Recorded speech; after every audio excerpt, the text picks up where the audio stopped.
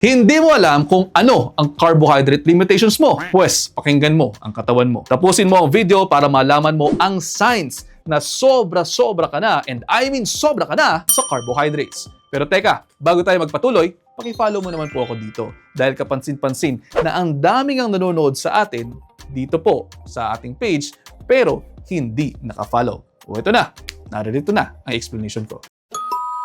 Mayroong bad rap ang carbohydrates sa mundo ngayon. Pero sabi ko nga sa inyo, too much of anything is bad.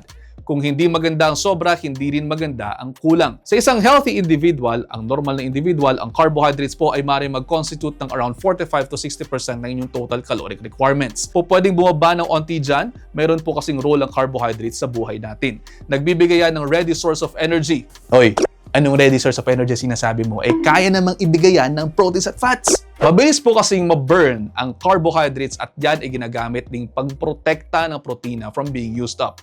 Pero anyway, pag-usapan natin para sa video na to ang signs na sumosobra ka na sa carbohydrates kasi nga anything that is too much is bad. Unang sign, weight gain kahit na ang dami mo namang exercise. Baka kasi masyadong napaparami ang kain mo sa carbohydrates na mabibilis kainin. Halimbawa, mga cakes, mga pastries, ang inyong mga soft drinks, yung mga yan mabibilis kasing kainin pero makatagal makabusog. Kaya naman kapag ka nabusog na kayo, masyado rin pong mataas ang calories na nakakain ninyo.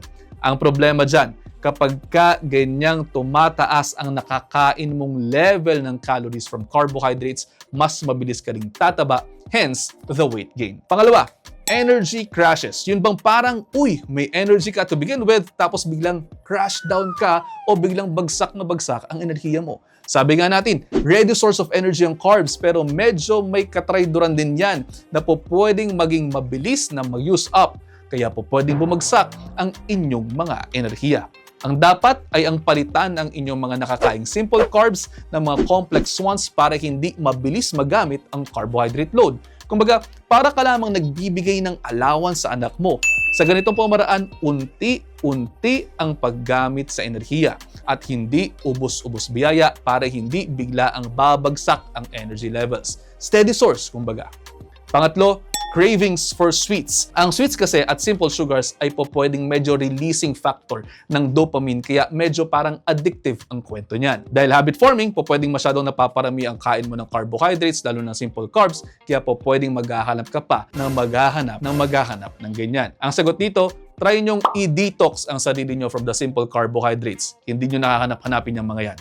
Pang-apat, bloating and constipation. Kung masyadong maraming simple carbs ang nakakain ninyo at walang fiber sa diet, po pwedeng ang ending niyan, babagsak ang paggalaw ng gut at ang ending, constipation. Isa pa, ang sobrang daming simple carbohydrates kasi sa katawan ay po pwedeng magdulot ng water retention, kaya ang resulta niyan, po pwedeng makaranas ng tinatawag na bloatedness. Marami pang iba pero ito yung mga common. Ito na lamang muna at pagyamanin muna natin ang mga yan.